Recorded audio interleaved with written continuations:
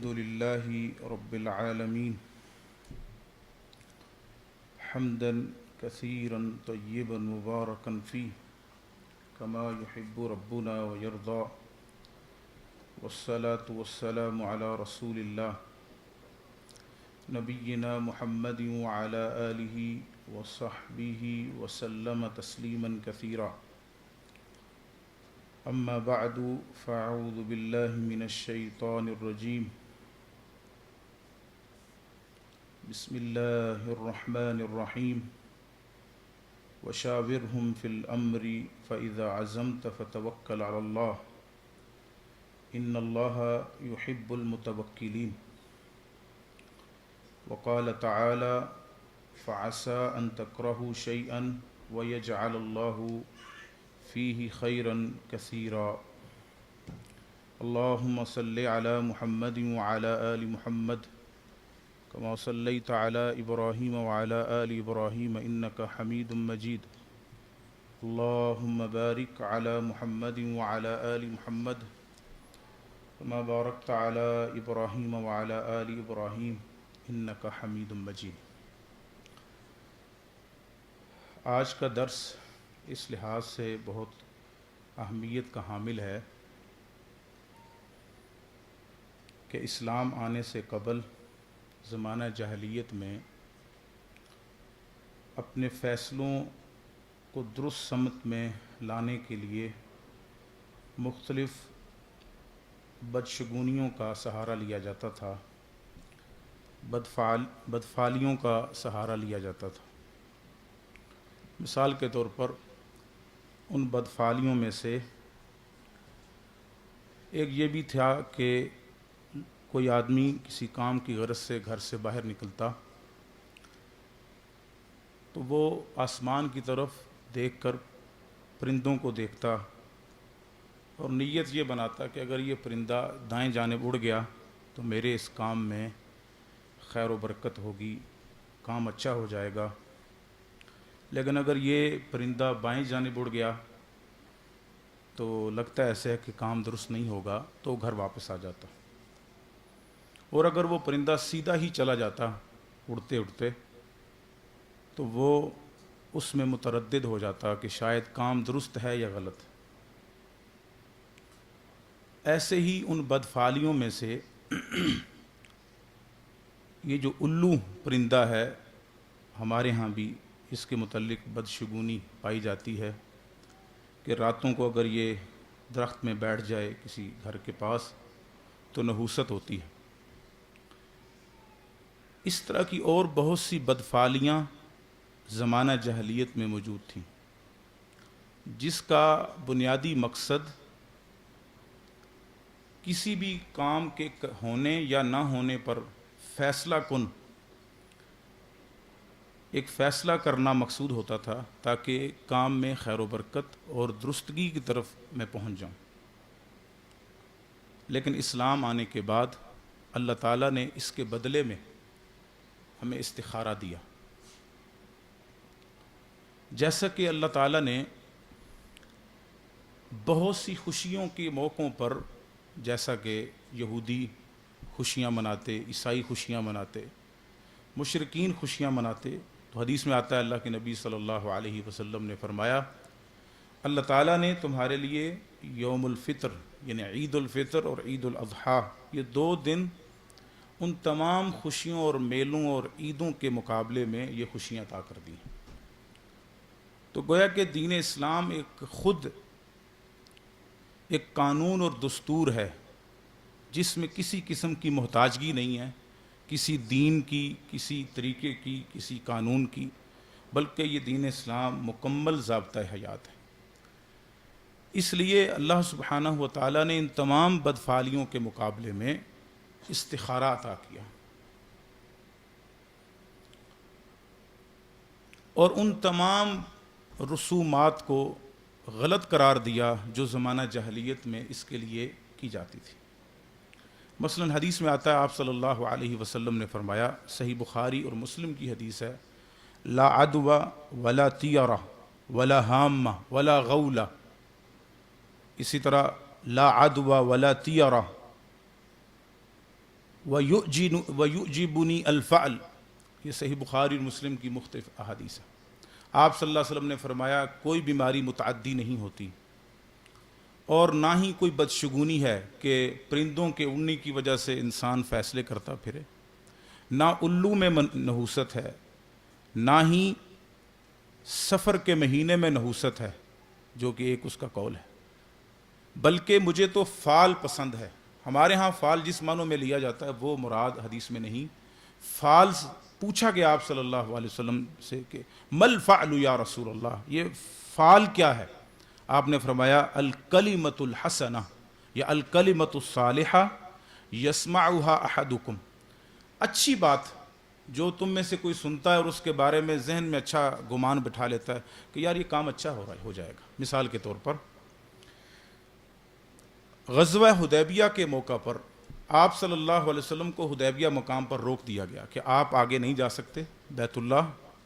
اس دفعہ آپ حج نہیں کر سکتے، آئندہ سال آئیں۔ خیر یہ آپس میں مذاکرات کا سلسلہ جاری ہے۔ یہاں سے سیدنا عثمان رضی اللہ عنہ کو بھیجا گیا اور وہاں سے عروہ بن مسعود ثقفی بھی آئے اور مختلف لوگ آئے جو سفیر کے طور پر بن کر آئے، لیکن معاملہ حل نہیں ہو رہا۔ حدیث میں آتا ہے صحیح بخاری میں کہ اتنے میں سہیل بن عمر کو مشرکین مکہ نے بھیجا۔ اب سہیل نام میں سہل آسانی کے یعنی معنی پایا جاتا ہے، یعنی اس نام میں ہی آسانی کا معنی پایا جاتا ہے۔ تو جو ہی سہیل بن عمر آتا ہوا دکھائی دیا تو آپ صلی اللہ علیہ وسلم نے فرمایا قد سہل لکم من امرکم، اب سہیل آ گیا ہے تمہارے لیے آسانی کر دی جائے گی۔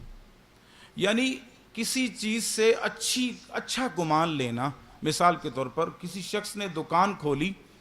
اور ایک دوست اس کے دکان پر آیا اس کے افتتاح کے موقع پر اور اسے اچھے کلمات سے نوازا کہ مجھے لگتا ہے کہ یہ تمہارا ٹھیا، یہ تمہاری دکان بڑی برکت ڈلے گی، اس میں بہت چلے گی۔ وہ اس سے اچھا گمان لے کر انشاءاللہ اللہ سے اچھی امید رکھ لیتا ہے کہ میرے اس بھائی نے میرے لیے یہ ایک اچھے جذبات کا اظہار کیا ہے، تو اس کو فال کہتے ہیں۔ حدیث مبارکہ میں آپ صلی اللہ علیہ وسلم نے فرمایا وَيُعْجِبُنِي الْفَعْلُ، مجھے فال بہت پسند ہے۔ وہ کیا ہے؟ الکلمۃ الحسنہ یسمعها احدکم، تم میں سے کوئی اچھی بات سن لیتا ہے اور اس کے بارے میں اچھا گمان رکھتا ہے۔ مثال کے طور پر ایک اور بات، عرب معاشرے میں جس کو سانپ ڈس لیتا یا بچھو ڈس لیتا تو عربی زبان میں اس کو لدیغ کہا جاتا ہے، لام دال یا غین، لدیغ، ڈسا ہوا۔ لیکن آپ حدیث مبارکہ بھی پڑھیں گے اور عرب معاشرے میں یہ بات عام تھی کہ وہ اس کو سلیم کہتے تھے۔ سلیم کا مطلب سلامتی والا، مطلب اس کو ڈسا ہوا کہنے کی بجائے اس کو سلامتی سے تعبیر کرتے تاکہ اللہ سے اچھی امید جڑ جائے اور وہ صحت مند ہو جائے۔ اس کو کہتے ہیں وَيُعْجِبُنِي الْفَعْلُ، مجھے یہ فعل بہت اچھی بات کرنا، اس سے اچھی گمان لے لینا اور اچھی سوچ ذہن میں پال لینا اور اچھا گمان اللہ سبحانہ و تعالیٰ سے پال لینا، یہ مجھے بہت پسند ہے۔ اس لیے ہمیں بھی چاہیے کہ ہم کسی کی خوشی دیکھیں، کسی کا گھر اچھا دیکھیں، کسی کی پڑھائی کو اچھا جو ہے وہ چلتا ہوا دیکھیں، کسی کی کامیابی کو دیکھیں تو اچھی بات کہہ کر اس کو جو ہے وہ یعنی امید اچھی دلائیں، نہ کہ حسد کا شکار ہو کر اس کے لیے اس نعمتوں کے چھن جانے کی تمنا کریں۔ تو آپ صلی اللہ علیہ وسلم نے ان تمام بدشگونیوں کو غلط قرار دیا اور آپ نے فرمایا الطیارۃ شرکن، جیسے کہ جامع ترمذی اور مسند احمد کی حدیث ہے۔ آپ صلی اللہ علیہ وسلم فرماتے ہیں، عبداللہ بن مسعود فرماتے ہیں الطیارۃ شرکن، یہ جو بدشگونی ہے یہ شرک اصغر ہے۔ تو ثابت یہ ہوا کہ ان سب کو آپ صلی اللہ علیہ وسلم نے غلط قرار دیا جو زمانہ جاہلیت میں تھا، اور اس کی جگہ پر استخارے کو جاری کیا۔ اس سے پتہ لگتا ہے کہ استخارہ کی کس قدر اہمیت ہے۔ اور آپ نے استخارہ اتنی اس کو اہمیت دلائی کہ جیسے آپ صلی اللہ علیہ وسلم قرآن کی کوئی صورت سکھاتے، یعنی قرآن کی صورت سکھانے میں محنت لگتی ہے اور خود نبی صلی اللہ علیہ وسلم سکھائیں تو اس کا کتنا اہتمام کرتے ہوں گے۔ اس لیے نبی صلی اللہ علیہ وسلم نے چند امور میں ویسی محنت کرتے سکھانے میں جیسے قرآن کی کوئی صورت سکھانے میں محنت کیا کرتے تھے. جیسا کہ عبداللہ بن مسعود رضی اللہ عنہ فرماتے ہیں، صحیح بخاری کی حدیث، علمنی رسول اللہ صلی اللہ علیہ وسلم وکفی بین کفیہ، اللہ کے رسول صلی اللہ علیہ وسلم نے مجھے سکھایا اور میرا ایک ہتھیلی آپ کی دو ہتھیلیوں کے درمیان میں تھی. یعنی اہتمام کے ساتھ، جیسے استاد شاگرد کو اس کے ہتھیلیوں سے پکڑ کر یا اس کے کندھے پہ ہاتھ رکھ کے توجہ اپنی طرف مبذول کرا کے اس کو سکھاتا ہے. علمنی رسول اللہ صلی اللہ علیہ وسلم وکفی بین کفیہ التشہد کما یعلمنی السورۃ من القرآن، اور بعض روایات میں کما یعلمنا السورۃ من القرآن.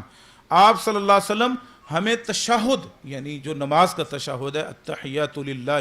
والصلوات والطیبات، اس قدر اہتمام سے سکھاتے جیسے قرآن کی کوئی سورت سکھاتے. تو اب آپ دیکھیں اس کی اہمیت کو بیان کرنے کے لیے صحابی بیان کر رہے ہیں کہ اتنا اہتمام، ایک ایک لفظ کی ادائیگی میں محنت، اس کے معانی پر محنت، پورا پورا سکھا کر ہمیں جیسے قرآن کی سورت سکھاتے ایسے تشہد سکھاتے. جیسے یہ الفاظ تشہد کے بارے میں آپ صلی اللہ علیہ وسلم نے فرمائے، یعنی صحابی نے فرمایا کہ اللہ کے رسول اتنے اہتمام سے سکھاتے، یہی معاملہ آپ صلی اللہ علیہ وسلم استخارہ کو سکھانے کے لیے بھی کرتے تھے. جابر بن عبداللہ رضی اللہ عنہ فرماتے ہیں، صحیح بخاری میں امام بخاری رحمہ اللہ نے تقریباً 3 مقامات پر یہ حدیث کو ذکر کیا ہے. فرماتے ہیں کان النبی صلی اللہ علیہ وسلم یعلمنا الاستخارۃ فی الامور کلھا کالسورۃ من القرآن. اللہ اکبر. آپ صلی اللہ علیہ وسلم ہمیں استخارہ ایسے سکھاتے تھے، فی الامور کلھا، تمام امور میں، تمام معاملات میں، تمام فیصلوں میں ایسے استخارہ سکھاتے تھے جیسے کالسورۃ من القرآن، جیسے قرآن کی کسی سورت کو سکھانے کے لیے آپ صلی اللہ علیہ وسلم اہتمام کیا کرتے، ایسے ہی استخارہ کو سکھانے میں آپ صلی اللہ علیہ وسلم اسی قدر اہتمام کیا کرتے تھے. استخارہ کا معنی کیا ہے؟ میں انتہائی اختصار کے ساتھ یعنی وہ اہم امور کی طرف آپ کو انشاءاللہ اشارہ کروں گا اور بیان کروں گا. امید ہے کہ کوئی بات باقی نہیں رہے گی انشاءاللہ، لیکن اگر پھر بھی کسی کے ذہن میں سوال ہوگا تو وہ آخر میں انشاءاللہ ہو جائیں گے. الاستخارہ ہی استفعال من الخیر او من الخیارہ. امام ابن حجر رحمۃ اللہ علیہ فتح الباری میں فرماتے ہیں کہ استخارہ یہ باب استفعال سے ہے. استفعال عربی زبان جاننے میں والے یہ جانتے ہیں کہ باب استفعال میں طلب کا بھی معنی پایا جاتا ہے. اس کی خاصیات میں طلب کا معنی استخارہ کا مطلب ہے خیر کو طلب کرنا. خیر کو طلب کرنا کس سے طلب کرنا؟ اللہ تعالیٰ سے خیر کو طلب کرنا. اور ایک اور معنی بھی ہے استخارہ کا، وہ ہے خیارہ سے. خیارہ کا مطلب ہوتا ہے اختیار کرنا. مطلب میں نے 2 معاملوں میں فیصلہ کرنا ہے کہ یہ کام میرے لیے درست ہے کرنا یا یہ کام میرے لیے درست ہے کرنا، تو اس میں اللہ تعالیٰ سے خیر مانگنا، یعنی ان میں سے اختیار مانگنا کہ یا اللہ تو میرے لیے اختیار کر کے دے دے، میرا دل مطمئن ہو جائے کہ میں یہ کام کروں یا یہ کروں. تو سمجھ آئی ہمیں کہ استخارہ کے 2 معنی ہیں. ایک ہے خیر کو طلب کرنا، یہ اس صورت میں ہے کہ جب معاملہ ایک ہی ہو، یعنی کسی کام کو بس شروع کرنا آپ نے، تو اس وقت یہ اس کا معنی ہوگا خیر کو طلب کرنا. لیکن جب معاملے 2 ہوں یا 3 ہوں یا 4 ہوں تو اس میں سے اختیار کرنے کے لیے بھی یہ لفظ الخیارہ سے گویا کہ استخارہ کا مفہوم ثابت ہوتا ہے. تو اس وقت اس کا معنی ہوگا خار اللہ لہ واستخار اللہ ای طلب منہ الخیارہ، کہ اللہ تعالیٰ سے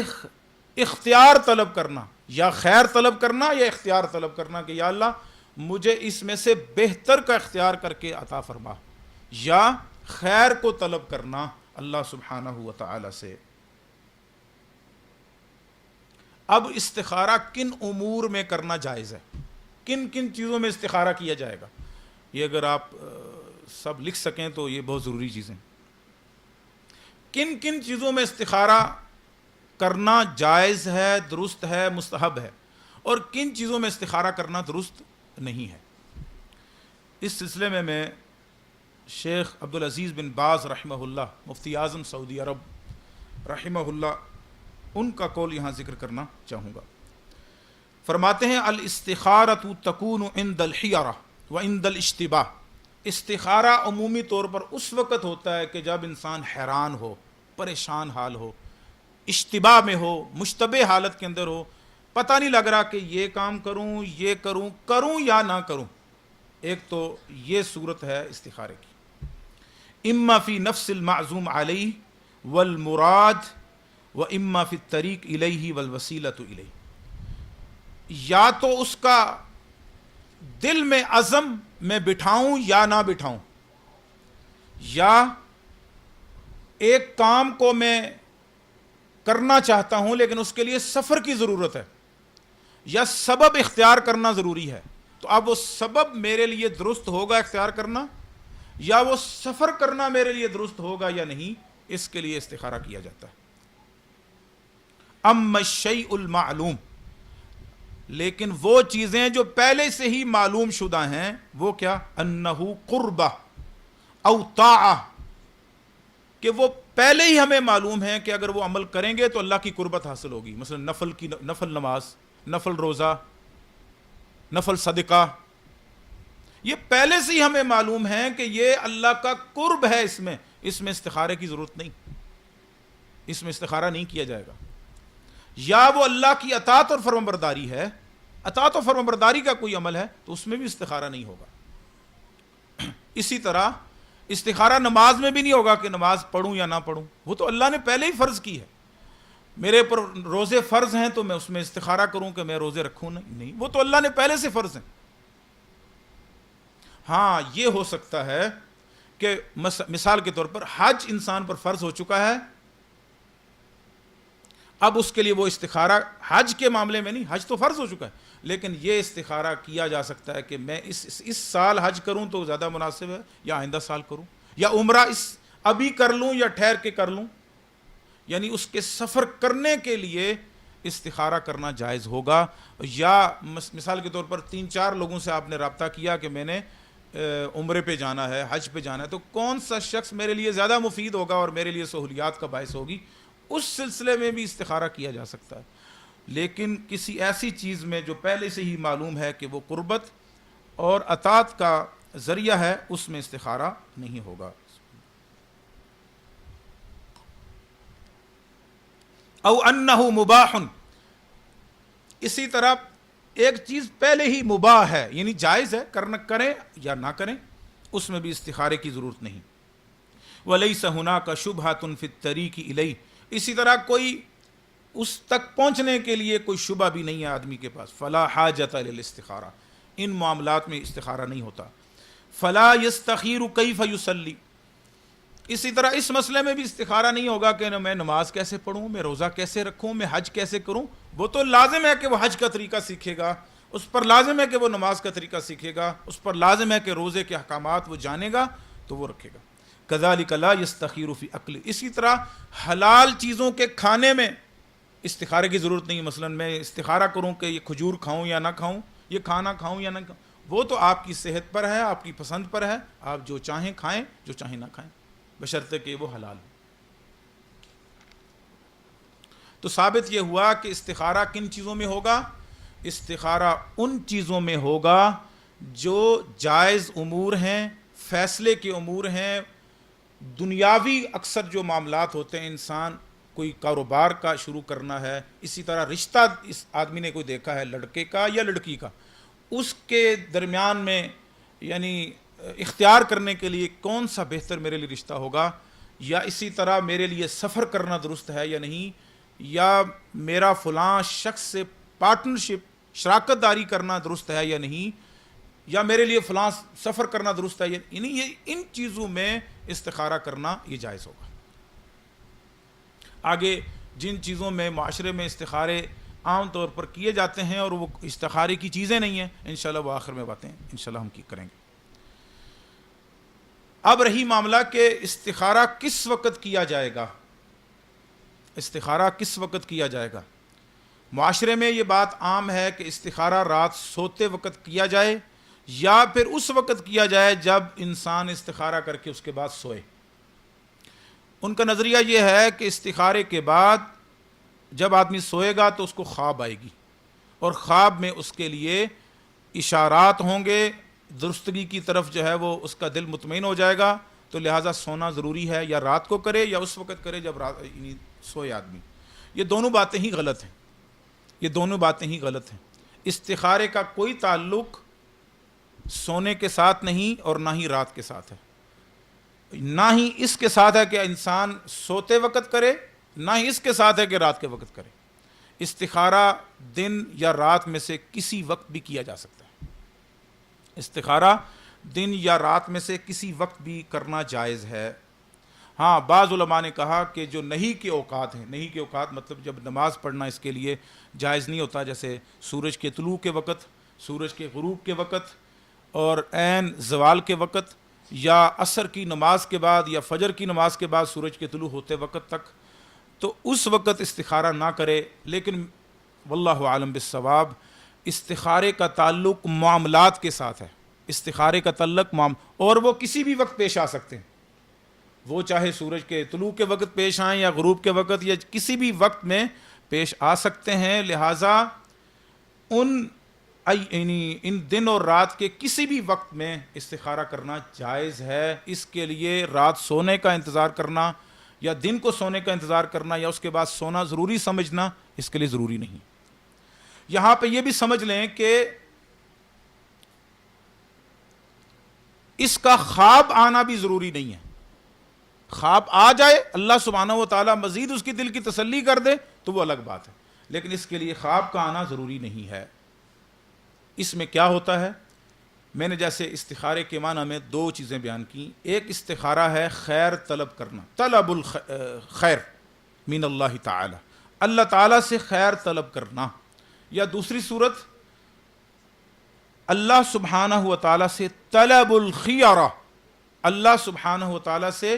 دونوں میں سے کسی ایک چیز کا اختیار طلب کرنا کہ مجھے اس میں اختیار مل جائے، یہ بہتر ہے میرے لیے، یہ بہتر ہے۔ تو جب انسان استخارہ کرتا ہے تو اس کا دل اس پر مطمئن ہو جاتا ہے، جس چیز کے بارے میں اس نے استخارہ کیا تھا کہ یہ میں کام کروں یا نہ کروں، اگر کرنے پر اس کا دل مطمئن ہو جاتا ہے تو گویا کہ اللہ سبحانہ وتعالیٰ کی طرف سے اس کے لیے یہ خیر یعنی عطا ہو گئی کہ وہ یہ کام کرے تو اس کے لیے خیر ہے۔ اور اگر اس میں خیر نہیں ہوگی تو اس کا دل اضطراب میں چلا جائے گا، تردد میں چلا جائے گا، پریشانی میں چلا جائے گا، اس کا دل مطمئن نہیں ہوگا کہ میں کروں یا نہ کروں۔ اس کا تعلق دل کے اطمینان اور عدم اطمینان کے ساتھ ہے، نہ کہ خواب کے ساتھ اور نہ ہی سونے کے ساتھ۔ اور اس کی کوئی دلیل کسی حدیث میں نہیں ہے کہ اس کے لیے رات سونا ضروری ہے یا دن سونا ضروری ہے یا اس کے بعد سونا ضروری، بالکل کسی حدیث مبارکہ میں بالکل، اور ائمہ سلف سے یا فقہا نے کسی جگہ پر ایسی کوئی بات نہیں لکھی کہ جس میں استخارے کے بعد سونا ضروری قرار دیا گیا ہو۔ ہاں کوئی شخص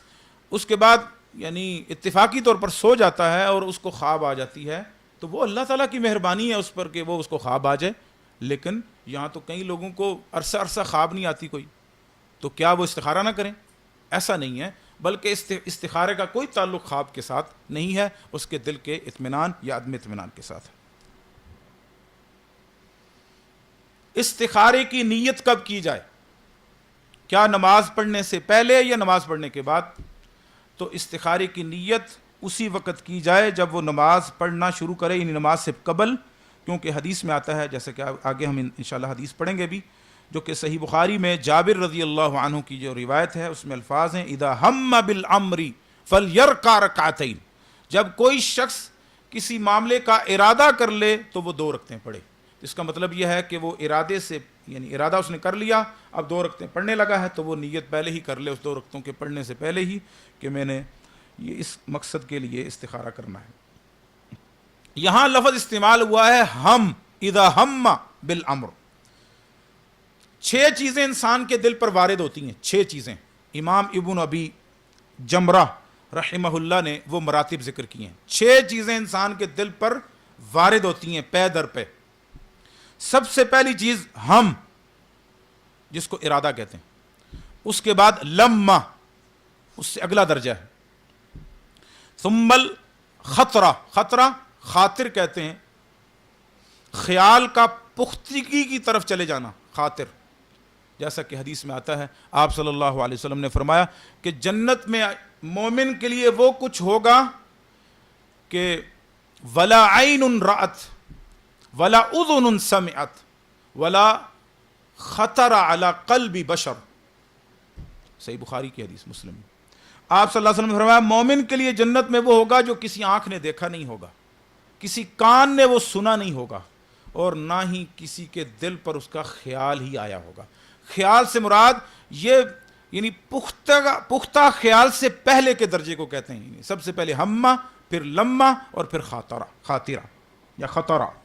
ثم النیہ، پھر اس کے بعد نیت کا درجہ آتا ہے۔ نیت ایک پختگی کو کہتے ہیں، انسان دل سے مکمل ارادہ کرتا ہے۔ ثم الارادہ ثم العزیمہ،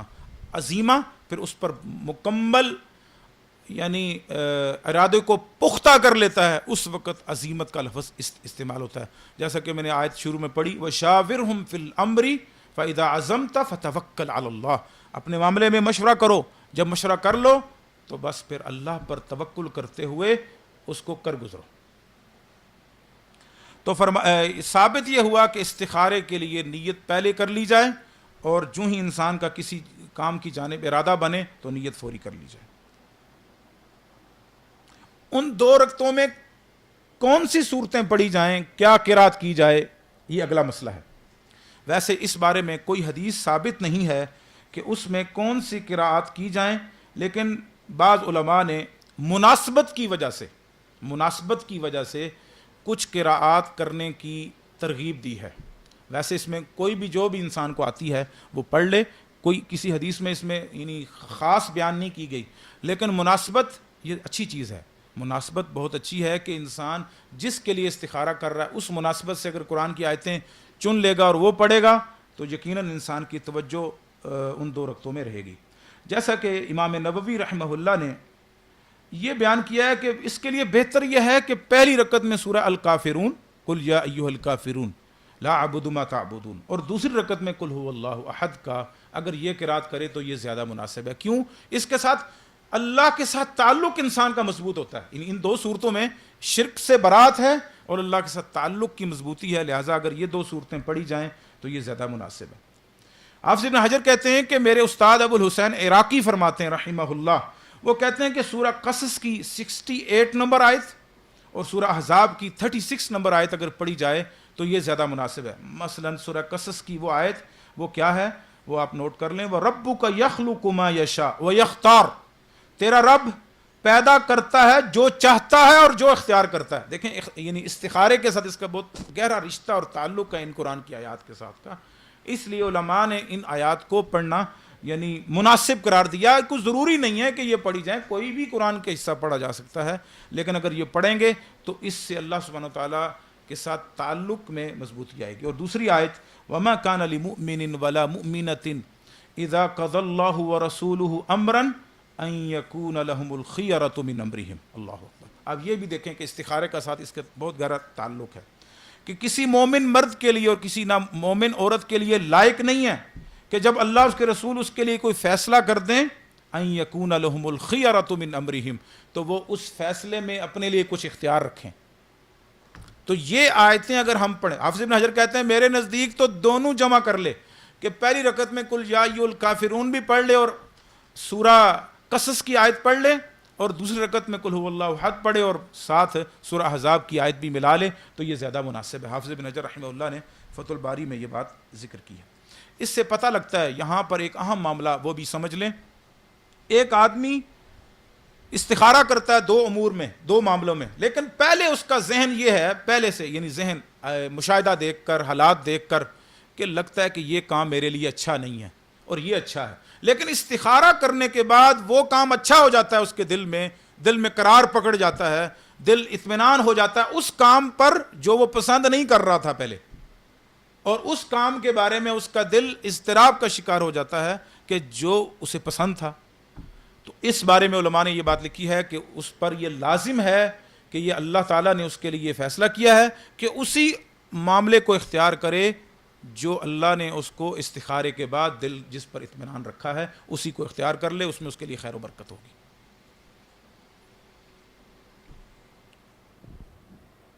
اس امر سے اگلی بات یہ بھی ضروری ہے یہاں پر سمجھنا کہ استخارے کے وقت انتہائی اہتمام سے استخارہ کیا جائے، کیونکہ یہ استخارہ دعا ہے، اور دعا میں آپ صلی اللہ علیہ وسلم کی حدیث ہے کہ جب آدمی اپنے رب سے مانگے تو فَلْيُعْظِمِ الْمَسْأَلَةَ، صحیح بخاری کی حدیث ہے، تو اپنے سوال کو پوری مضبوطی کے ساتھ کرے، پورے اطمینان اور پورے یقین اور وثوق کے ساتھ اپنے رب سے مانگے۔ اللہم انی استخیرک بعلمک واستقدرک بقدرتک واسألک من فضلک العظیم۔ جب اللہ سے وہ دعا کرنے لگے تو اپنے دل کے یقین کو انتہائی مضبوط کرے، کیونکہ یہ وہ دعا کر رہا ہے، اور دعا میں یعنی چونکہ یہ دعا کر رہا ہے اور دعا کی قبولیت کے لیے ضروری ہے، علماء نے تو یہاں تک بھی لکھا ہے کہ یہ بھی ایک دعا ہے، دعا کی قبولیت کے لیے دعا کے آداب کو بھی خیال رکھے۔ دعا کا آداب کیا ہیں؟ اخلاص کے ساتھ دعا کرے، امید واثق، اللہ پر پوری امید رکھتے ہوئے دعا کرے، اس کے قبول ہونے کا یقین رکھتے ہوئے دعا کرے، اور اہتمام بھی رکھے۔ یہ نہیں کہ چلتا پھرتا آیا خیالات میں ڈوبا ہوا کہیں کسی سے باتیں کرتا، لڑائی جھگڑے کرتا اور کھڑا ہو گیا 2 رکعتیں پڑھ کر، نہیں، ایسا نہیں ہے۔ پورے اگر کوشش کرے، یہ میں اپنی طرف سے میں ایک اپنا تجربہ یا مشاہدہ کہہ لیں وہ میں آپ سے ذکر کر رہا ہوں، اور اس پر آپ اگر عمل کریں گے تو انشاءاللہ آپ کو بہت فائدہ ہوگا۔ وہ کیا کہ اگر آپ اس استخارے سے قبل کچھ دیر قرآن کی تلاوت کر لیں، قرآن کی تلاوت آدھا پارہ، پاؤ پارہ اگر آپ پڑھ لیں تو اس کا فائدہ یہ ہوگا کہ آپ کا دل ساری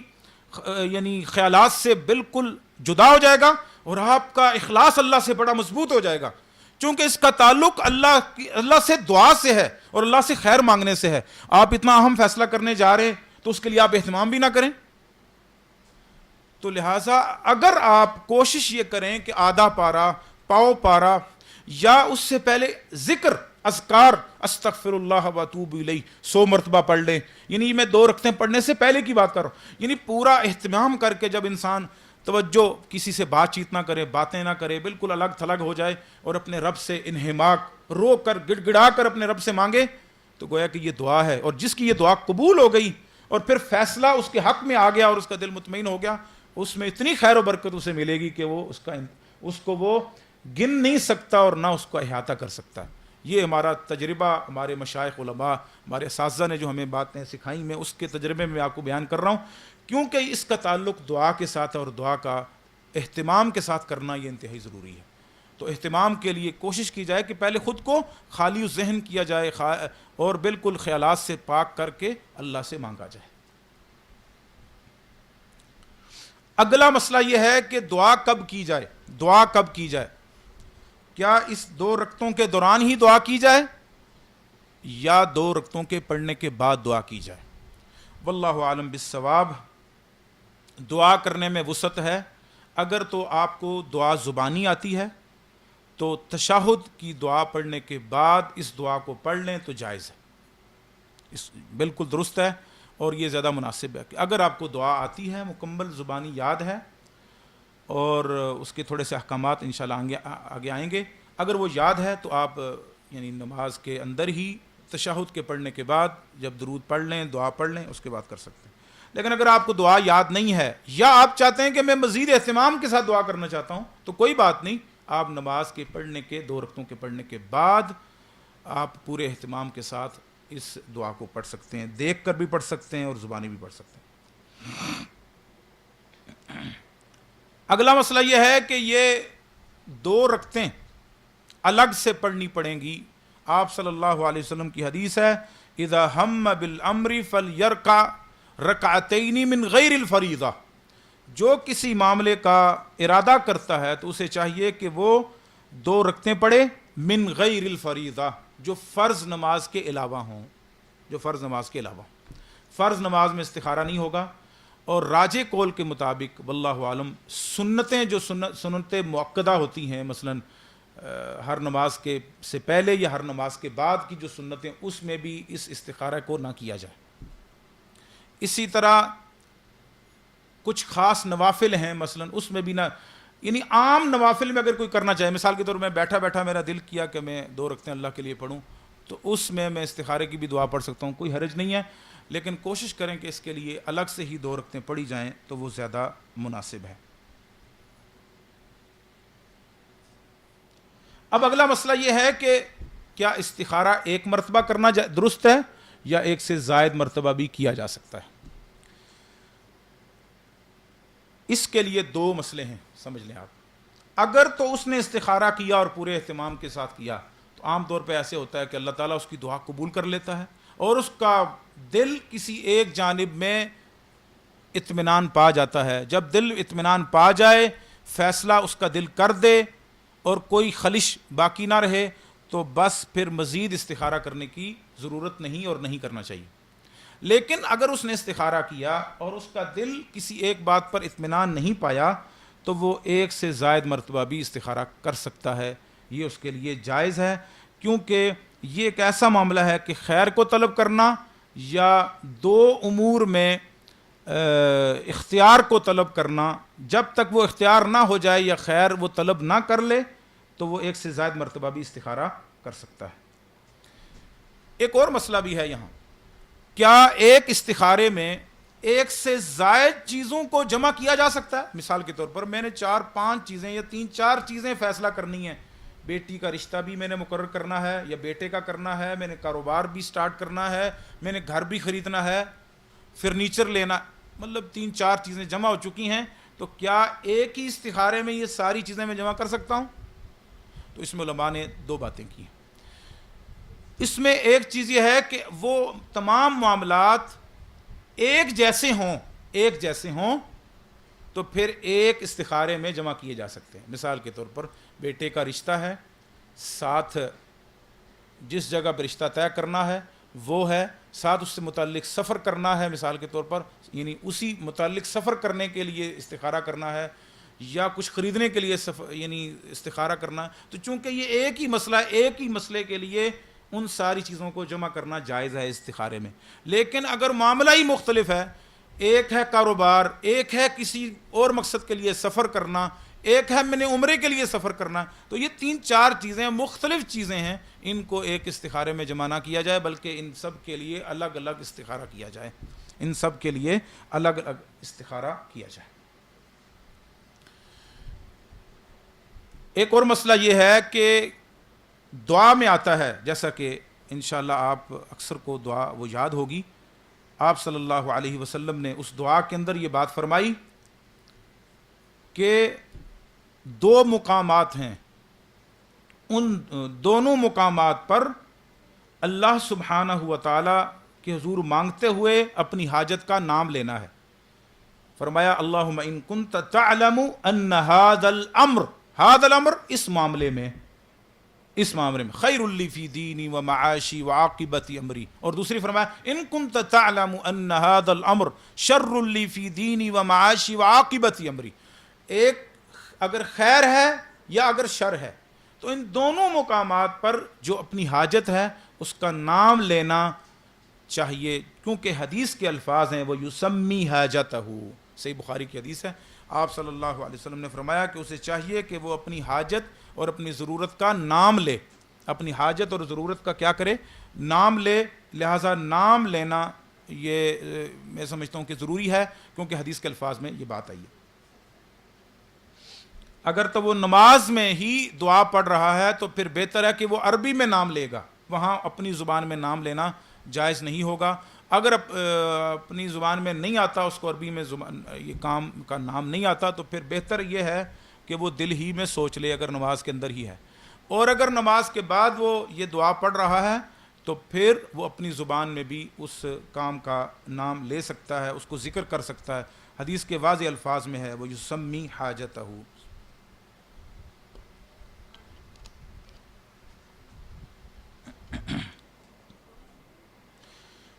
اگلا مسئلہ وہ بہت اہم ہے اور بہت ضروری ہے۔ مسئلہ یہ ہے کہ استخارہ پہلے کیا جائے یا مشورہ پہلے کیا جائے۔ بعض سلف کا قول ہے من استشار واستخار ما ندیم من استشار واستخار، وہ شخص کبھی نادم نہیں ہوتا اپنے کیے فیصلے پر جو استخارہ مشورہ کرے اور استخارہ کرے وہ کبھی بھی یعنی اپنے کیے پر نادم نہیں ہوگا۔ واللہ عالم بالصواب۔ ہمارے علم کے مطابق مشورہ یا استخارہ پہلے کون سا کیا جائے تو یہ دونوں معاملوں میں وسعت ہے، جائز ہے، درست ہے کہ پہلے مشورہ کیا جائے یا پہلے استخارہ کر لیا جائے۔ بعض لوگوں نے کہا کہ نہیں، پہلے مشورہ کیا جائے پھر استخارہ کیا جائے، اور ان کا کہنا یہ ہے، بعض علماء کا کہنا یہ ہے کہ استخارہ چونکہ اللہ سے مشورہ ہے تو وہ تو آخر میں ہونا چاہیے، تو اس لیے پہلے مشورہ کر لیا جائے اور پھر استخارہ کیا جائے۔ واللہ عالم، یہ بات درست معلوم نہیں ہوتی۔ اس کی وجہ یہ ہے کہ اللہ تعالیٰ نے جو آپ کے دل میں اطمینان لانا ہے نا، وہ بعض اوقات مشورے سے بھی ہوتا ہے۔ آپ دیکھتے ہیں نا، آپ استخارہ کر کے پیچھے ہٹتے ہیں، آپ کہیں باہر نکلتے ہیں، آگے سے کوئی آپ کا دوست، کوئی آپ کا خیر خواہ مل جاتا ہے، وہ آپ کو کہتا ہے، آپ اس سے کوئی بات شیئر کرتے ہیں یا اس سے آپ نے پہلے شیئر کی ہوتی ہے، تو وہ آپ کو اچھا مشورہ دیتا ہے، اگر آپ میری مانیں تو یہ آپ کے لیے بہتر ہے۔ گویا کہ یہ اللہ سبحانہ وتعالیٰ کی طرف سے آپ کے دل کو اطمینان لانے کے لیے، یہ کوئی اتفاقی نہیں کہ آپ بازار گئے تو آگے سے کوئی بندہ مل، نہیں، ایسا نہیں ہوتا۔ یہ اللہ سبحانہ وتعالیٰ سے جو آپ نے استخارہ کیا، اللہ نے آپ کے لیے سبب پیدا کر دیا کہ کوئی شخص یا کوئی آپ کا قریبی رشتہ دار، کوئی خیر خواہ، آپ کو کوئی عزیز، آپ کو اس کی طرف یعنی اطمینان دلانے کے لیے کہ مجھے لگتا ہے کہ اگر آپ یہ چوز کر لیں یا اسے سلیکٹ کر لیں یا یہ کام کر لیں تو یہ زیادہ بہتر ہے آپ کے لیے، تو دونوں طرح جائز ہے، پہلے مشورہ کر لے یا پہلے استخارہ کر لے۔ لیکن حدیث، یہ جو قرآن کی آیت میں نے پڑھی، وَشَاوِرْهُمْ فِي الْأَمْرِ فَإِذَا عَزَمْتَ فَتَوَكَّلْ عَلَى اللَّهِ إِنَّ اللَّهَ يُحِبُّ الْمُتَوَكِّلِينَ۔ جب آپ صلی اللہ علیہ وسلم نے صحابہ کرام کا ذکر کیا، کہا اے اللہ کے نبی، آپ ان صحابہ سے مشورہ کریں اپنے معاملے میں۔ آپ اندازہ لگائیں، اللہ کے رسول صلی اللہ علیہ وسلم سے کو کہا جا رہا ہے کہ آپ مشورہ کریں۔ اس سے پتہ لگتا ہے کہ اگر اللہ کے رسول صلی اللہ علیہ وسلم کو مشورے کا حکم دیا جا رہا ہے تو میری اور آپ کی حیثیت کیا ہے؟ ہم کئی لوگ خود اپنے بہاف پر اور اپنے آپ کو بڑا جانتے ہوئے اور بڑا قوت فیصلہ اور یعنی معاملے کا قوت فیصلہ جانتے ہوئے خود ہی اپنے فیصلے کو کرتے ہیں اور پھر اس کو لاگو کرتے ہیں پورے گھر پر، پوری سوسائٹی پر یا پورے برادری پر۔ ایسا نہیں کرنا چاہیے۔ معتبر لوگوں سے مشورہ لیا جائے۔ حضرت عمر رضی اللہ عنہ قریش کے بڑے بزرگ صحابہ کو بٹھا کر مشورہ لیا کرتے تھے، حتیٰ کہ عبداللہ بن عباس کو بھی بٹھاتے تھے رضی اللہ عنہ۔ تو وہ چھوٹے بچے تھے، چھوٹی عمر کے تھے، تو بعض دوسرے صحابہ جو بڑی عمر کے تھے وہ کہتے تھے کہ ہمارے بھی تو بچے ہیں، آپ ہمارے بچوں کو کیوں نہیں بٹھاتے اپنی شورا کمیٹی کے اندر، جو مشورہ کمیٹی ہے اس میں آپ ہمارے بچوں کو نہیں بٹھاتے؟ عبداللہ بن عباس چھوٹی عمر کے، آپ انہیں بٹھا لیتے ہیں۔ تو حضرت عمر نے اس وقت امتحان لیا، کہا میں تم سب سے ایک سوال کرتا ہوں اور اس عبداللہ سے بھی کرتا ہوں، اگر آ گیا تو ٹھیک ہے، تم اپنے بچے بھی لے آنا۔ تو وہ آگے ایک لمبا واقعہ ہے، صحیح بخاری میں وہ ہے۔ تو وہ جب سوال کیا قرآن کی ایک آیت کے بارے میں تو عبداللہ بن عباس نے بتا دیا اور کسی نے نہیں بتایا، کہا اس لیے بٹھاتا ہوں کیونکہ اس کو اللہ کے نبی صلی اللہ علیہ وسلم نے دعا دی تھی، اللہم علمہ الکتاب وفقہہ فی الدین، اللہ اکبر، حبر ہذہ الامہ۔ اس امت کے سب سے بڑے عالم عبداللہ بن عباس کو اللہ کے نبی نے دعا دی تھی، یا اللہ تو اس کو کتاب کا علم عطا فرما اور دین کا فہم عطا فرما، دین کی فقہ عطا فرما۔ تو عبداللہ بن عباس کو بھی حضرت عمر رضی اللہ تعالیٰ عنہ اپنی مجلس میں بٹھایا کرتے تھے مشورہ کے لیے۔ تو مشورہ بہت خوبصورت چیز ہے، اپنے بااعتماد ساتھیوں کے ساتھ مل کر اپنے اہم معاملات میں مشورہ کرنا، میٹنگ کرنا، ان سے رائے لینا، ان کا رائے کا احترام کرنا، پھر یعنی سب چیزوں کو سامنے رکھ کر ایک فیصلہ کرنا، پھر استخارہ کرنا۔ فَإِذَا عَزَمْتَ فَتَوَكَّلْ عَلَى اللَّهِ، اللہ تعالیٰ فرماتا ہے جب پھر عزم کر لو تو بس پھر اللہ پر توکل کرو، پھر پیچھے نہ مڑ کے دیکھو پتہ نہیں یہ ٹھیک ہوگا کہ نہیں، پتہ نہیں کیا۔ یہ وسوسے کی جو بیماری ہے لوگوں میں عام طور پہ ہوتی، اس سے بالکل باز آ جانا چاہیے۔ جب انسان ایک فیصلہ کرنے کا کر کے اس نے کام کرنا شروع کر دیا، بس پھر دن ہو یا رات، کوئی کٹھن حالات آئیں، کوئی مصائب آئیں، پریشانیاں آئیں، تو دل انسان کا ڈولنا نہیں چاہیے۔ ان اللہ یحب المتوکلین، اللہ تعالیٰ پھر توکل کرنے والوں سے محبت کرتا ہے۔ تو ثابت یہ ہوا کہ استخارے میں ضروری نہیں ہے کہ پہلے مشورہ کیا جائے پھر استخارہ، یا استخارہ پہلے اور بعد میں مشورہ، انشاءاللہ اس میں جائز ہے، جیسے بھی ترتیب لگے تو کی جا سکتی ہے، واللہ عالم بالصواب۔ لیکن بہتر یہ ہے کہ پہلے مشورہ کر کے پھر استخارہ کر لیا جائے۔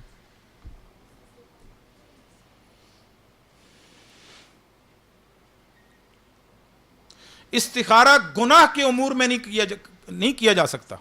کسی گناہ کرنے کے لیے یا کسی گناہ کا سفر کرنے کے لیے یا گناہ کا کام کرنے کے لیے انسان سے استخارہ کرے، یہ مذاق ہے، یہ اللہ سے دعا ہے، یہ خیر طلب کرنے کے لیے کیا جاتا ہے.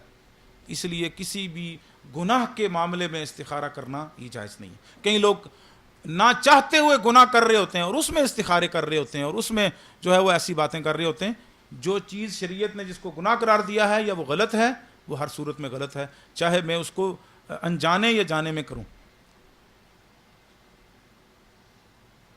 استخارہ یہ بھی ہمیں سکھاتا ہے کہ ہم بہت کمزور ہیں.